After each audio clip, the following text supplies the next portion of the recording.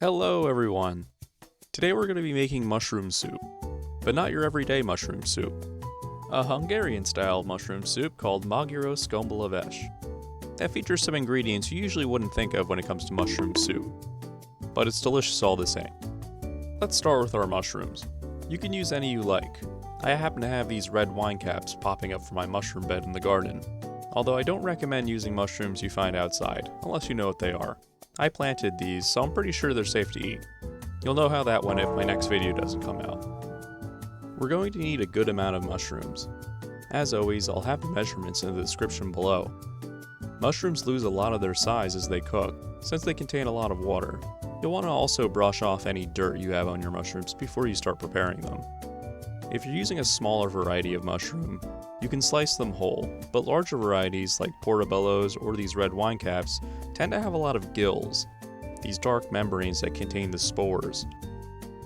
They're edible, but they're often bitter or muddy in flavor, so it's usually best to remove them. Using a spoon in a gentle scraping motion, the gills are easy to remove. Next, we'll separate our stems from our caps and give them a coarse dice. We want good chunks of mushroom in our soup, so cut them on the bigger side, since they're going to shrink a bit as we cook them. We'll then dice our onions. As one of the great philosophers of our time once said, ogres are like onions, they have layers, and knowing how to use these layers to our advantage is the secret of cutting them. Let's cut the ends off our onion, cut it in half, then remove the skin.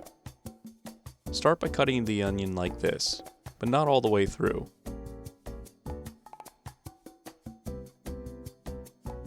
So we end up with sections like this. Then we'll cut perpendicular to the sections we just made to make smaller sections, like this. Last, we'll cut against our sections. Now let's cut up some smoked pork, in this case bacon.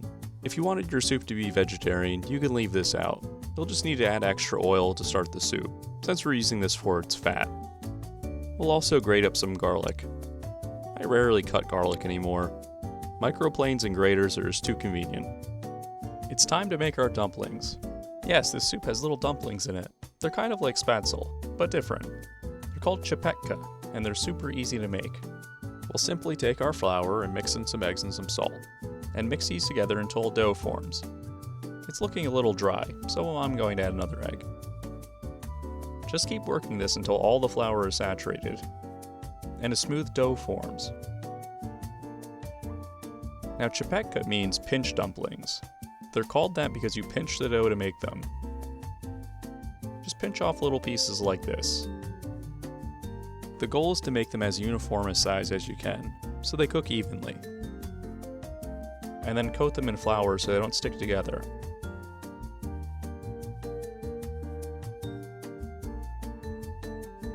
We'll then drop these into a pot of salted, boiling water, as if we were cooking pasta.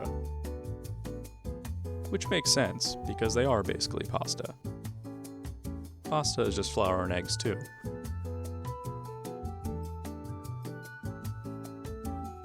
They'll cook for around 5 minutes before they start floating to the top. They're ready when they float, so we'll scoop them out as they finish.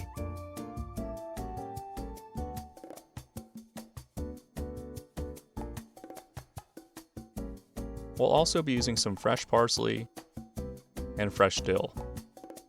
These fresh herbs will help brighten up the deep, savory flavors of our soup, giving us some much needed flavor contrast. Just pluck your herbs from their stems and give them a rough chop through.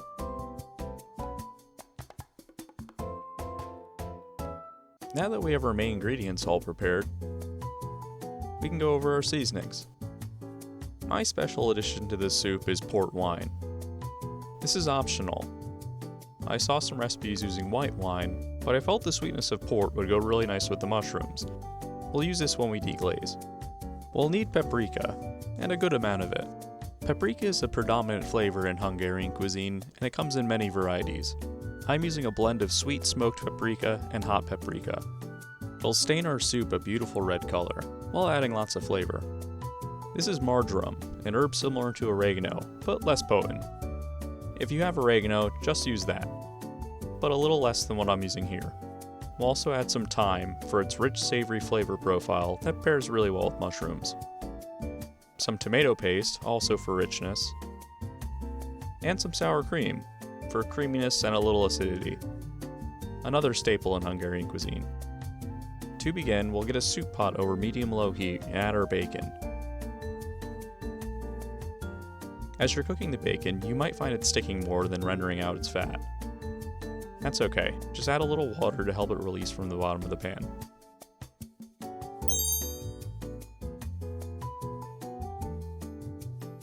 In goes our onion, and we'll cook this down for 15 to 20 minutes. We really want to caramelize our onions until they're rich and sweet, so this takes a little time.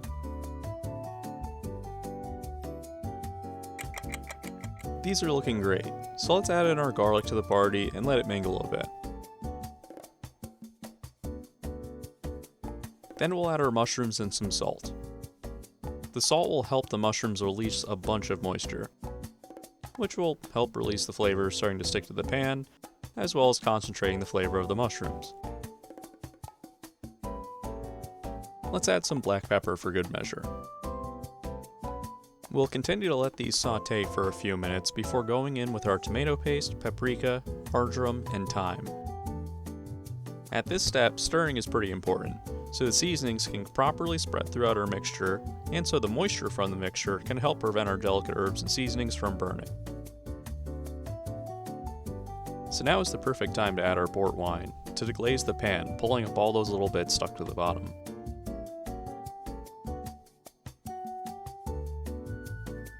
I'm going to add a little butter and sprinkle in some flour. This technique is called sanjé. We're basically making a roux here, which is a flour and fat mixture used for thickening. It's time to add our stock. I'm using mushroom stock, and I felt like that was appropriate. But vegetable, chicken, or beef stock would all work fine too, even just water. We'll just keep stirring the soup until it comes up to a simmer.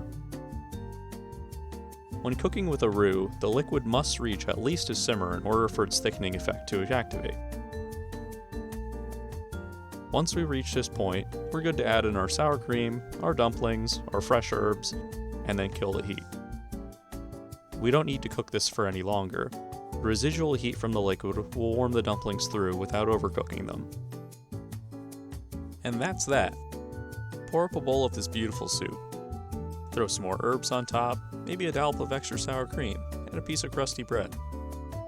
Some versions of the soup will have parsnips, carrot, and/or potatoes, but I wanted my homegrown mushrooms to be the star here.